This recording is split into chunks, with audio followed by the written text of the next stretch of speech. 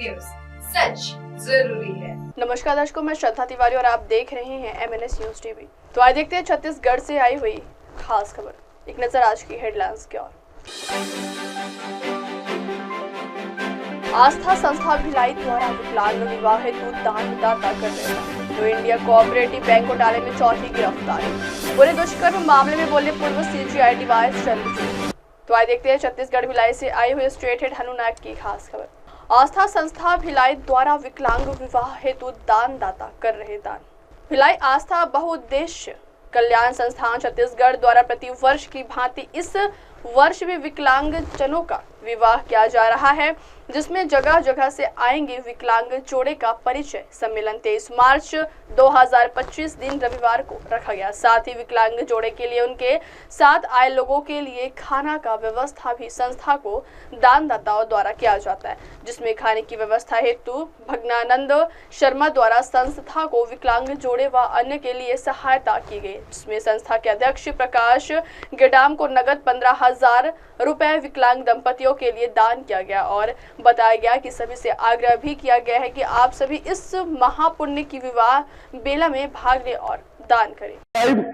MNS news में आप सभी का स्वागत है। इस वक्त जो है भिलाई के लिए खुशखबरी है, और खुशखबरी ये है कि हर वर्ष की तरह होने वाली विवाह जो आयोजन है आस्था जो बहुउद्देशीय कल्याण संस्थान छत्तीसगढ़ है, वो हर साल की तरह इस वर्ष भी करवाने जा रही है। और इस वर्ष केवल दिव्यांग लोगों का ही विवाह होगा, और दिव्यांग लोगों का जो विवाह होगा वो दिनांक 23 मार्च से परिचय सम्मेलन होगा, और जो कार्यक्रम होगा वो 15 जून से विवाह का संपन्न होना है। विवाह का जो तारीख है 15 जून है और परिचय सम्मेलन जो है 23 मार्च है। उसी के साथ जो इस पुण्य काम के लिए कई सारे जो सहयोग प्राप्त होती है, सहयोग प्राप्त करने के लिए बहुत सारे जो दानदाता होते हैं वो यहाँ पर बढ़ चढ़ कर हिस्सा लेते हैं। उसी के साथ हम बात करेंगे, एक दानदाता जो है वो यहाँ पर मौजूद है जो विवाह होना है उस विवाह के लिए सहयोग करेंगे। क्या नाम लिखते भैया आप? मैं मगनानंद शर्मा।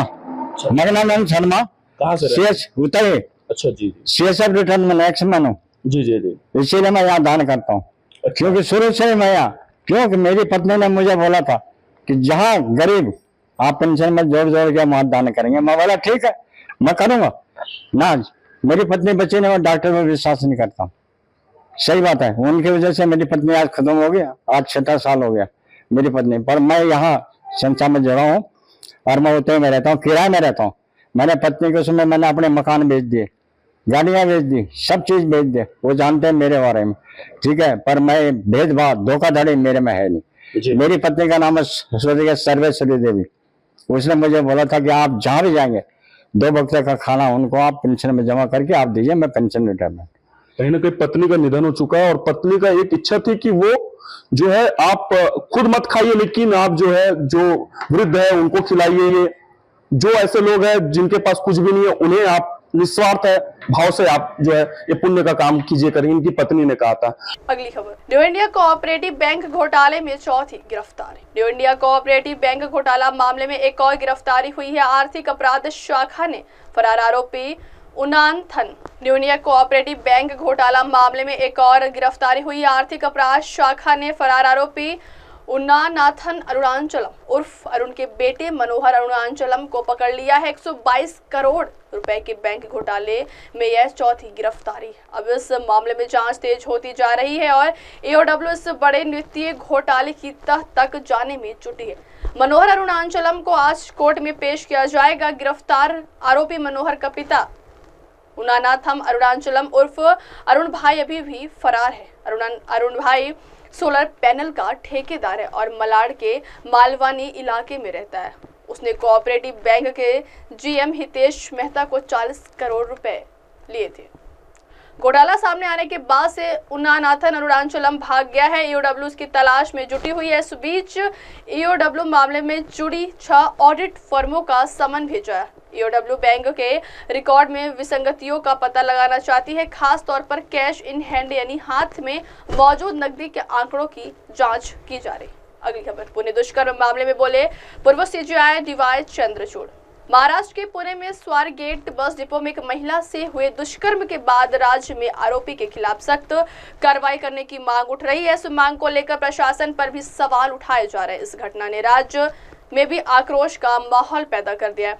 पुणे बस दुष्कर्म मामले में आरोपी की सीसीटीवी की मदद से पहचान कर ली गई है। आरोपी की तलाश शुरू कर दी गई है और उसे पकड़ने के लिए पुलिस की 13 टीमें तलाश कर रही है। इस मामले में पूर्व मुख्य न्यायाधीश डीवाई चंद्रचूड़ ने भी आरोपी को कड़ी सजा देने की मांग की है। उन्होंने कहा है कि देश में निर्भया कांड की बाद कई बदलाव किए गए हैं, लेकिन केवल कानून बना देने से स्थितियों में सुधार नहीं होगा। पूर्व न्यायाधीश डीवाई चंद्रचूड़ ने इस मामले की तुलना 2012 में दिल्ली की निर्भया कांड से की। उन्होंने इस मामले को लेकर चिंता जताई और कहा, निर्भया कांड के बाद कानून में कई बदलाव आए, लेकिन केवल कानून बना देने से अपराध नहीं रुक सकते। उन्होंने आगे कहा कि इन अपराधों को रोकने के लिए समाज की भी बड़ी जिम्मेदारी है। महिलाओं की सुरक्षा के लिए बने कानूनों को सख्ती से लागू करना चाहिए ताकि महिलाएं हर जगह खुद को सुरक्षित महसूस कर सके। उन्हें पुलिस और न्याय प्रणाली को इन मामलों में प्रभावी भूमिका निभाने की सलाह भी दी। अब वक्त तो चला दर्शकों ब्रेक का। ब्रेक से लौटने के बाद देखिएगा देश और दुनिया की तमाम बड़ी खबरें। बने रहिए MNS न्यूज टीवी पर। नमस्कार। नमस्कार, मैं हूं Abhishek Bachchan. Keep watching MNS news. आप देख रहे हैं